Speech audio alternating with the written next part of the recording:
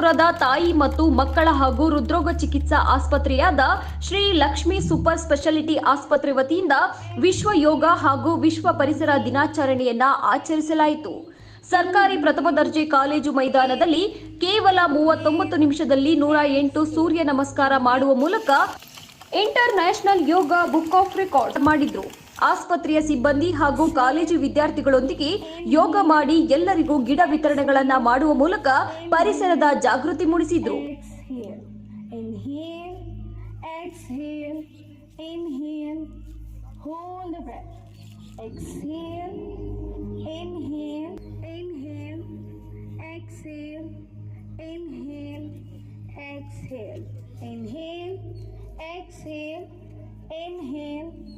Hold the breath. Exhale. Inhale. ಇವತ್ತು ಅಂತಾರಾಷ್ಟ್ರೀಯ ಯೋಗ ದಿನಾಚರಣೆಯನ್ನು KR ಪುರಂ ಮತ್ತು ಕಗ್ದಾಸ್ಪುರ ಹಾಸ್ಪಿಟಲ್ ವತಿಯಿಂದ KR ಪುರಮಲ್ಲಿ ಆಚರಿಸುತ್ತಿದ್ದೇವೆ. ಈ ದಿನದಂದು ಸಾರ್ವಜನಿಕರು ತುಂಬ ಉತ್ಸಾಹದಿಂದ ಪಾರ್ಟಿಸಿಪೇಟ್ ಮಾಡಿ ಈ ಕಾರ್ಯಕ್ರಮವನ್ನು ತುಂಬ ಸಕ್ಸಸ್ಫುಲ್ ಮಾಡಿದ್ದಾರೆ. ನಾವು ಈ ಯೋಗ ದಿನಾಚರಣೆಯನ್ನು ಯಾಕೆ ಆಚರಿಸಬೇಕು ಅಂತ ಹೇಳಬೇಕು ಅಂತ ಹೇಳಿದ್ರೆ, prevention is better than treatment ಅಂತಲೇ ಹೇಳ್ತೀವಿ. ಆದ್ದರಿಂದ ಈ ಅರಿವನ್ನು ಪಬ್ಲಿಕ್ಕಲ್ಲಿ ಮೂಡಿಸೋದಕ್ಕೋಸ್ಕರ ಯೋಗ ದಿನಾಚರಣೆ ಆಚರಿಸ್ತೀವಿ. ಯೋಗದಿಂದ ತುಂಬ ಉಪಯೋಗಗಳಿದೆ, ತುಂಬ ಕಾಯಿಲೆಗಳನ್ನು ಪ್ರಿವೆಂಟ್ ಮಾಡ್ಬೋದು ಅಂತ ನಾವು ಈ ಪಬ್ಲಿಕ್ಕಲ್ಲಿ ಹೆಲ್ತ್ ಎಜುಕೇಷನ್ ಅಂತ ಹೇಳ್ತೀವಲ್ಲ, ಅದನ್ನು ಮೂಡಿಸೋದಕ್ಕೋಸ್ಕರನೇ ನಮ್ಮ ಮುಖ್ಯ ಉದ್ದೇಶ.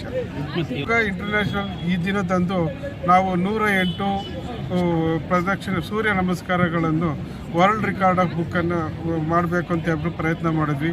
ಅದರಲ್ಲಿ ತುಂಬ ಸಾರ್ವಜನಿಕರು ಮತ್ತು ಈ ಪ್ರಾಂತ್ಯದ ಕಲ್ಟ್ ಫಿಟ್ನೆಸ್ ಸೆಂಟರ್ ಅವರು ಮತ್ತು ಅದರ್ ಮಹಿಳಾ ಸಮಾಜದವರು ಸೇರಿ ಈ ಕಾರ್ಯಕ್ರಮದಲ್ಲಿ ಪಾಲ್ಗೊಂಡು ಯಶಸ್ವಿಯಾಗಿ ಆಗಿದೆ. ಈ ದಿನ ಇವತ್ತು ಬಹಳ ಸಂತೋಷವಾದ ದಿನ. ಯಾಕೆಂತ ಹೇಳಿದ್ರೆ 108 ಸೂರ್ಯ ನಮಸ್ಕಾರವನ್ನು ಕೇವಲ 60 ನಿಮಿಷದಲ್ಲಿ ಮುಗಿಸಿದ್ರೆ ಅದು ಯೋಗ ರೆಕಾರ್ಡ್ ಬುಕ್ ಸೇರುತ್ತೆ ಅನ್ನೋ ಒಂದು ಮಾಹಿತಿ ನಮಗೆ ಬಂತು. ಇದು ಸುಮಾರು 2 ತಿಂಗಳಿಂದ ಪೂರ್ವ ಸಿದ್ಧತೆಯನ್ನು ಮಾಡ್ಕೊಂಡಿದ್ವಿ. ಅದರಂತೆ ನಾವು ಅದಕ್ಕೆ ವೆಬ್ಸೈಟಿಗೆ ಹೋಗಿ ಲಾಗಿನ್ ಮಾಡಿ ಎಲ್ಲ ಡೀಟೇಲ್ಸನ್ನು ಅಪ್ಲೋಡ್ ಮಾಡಿದ್ವಿ.